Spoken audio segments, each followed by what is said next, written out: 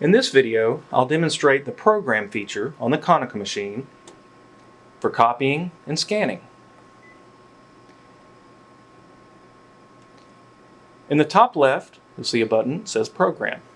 The program feature allows you to set quick keys for jobs that require multiple steps or that you do frequently. So let's set up a job.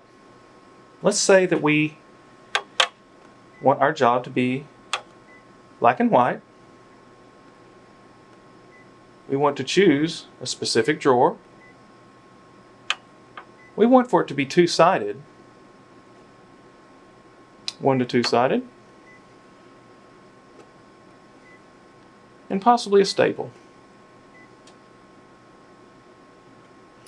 Now click on Programming.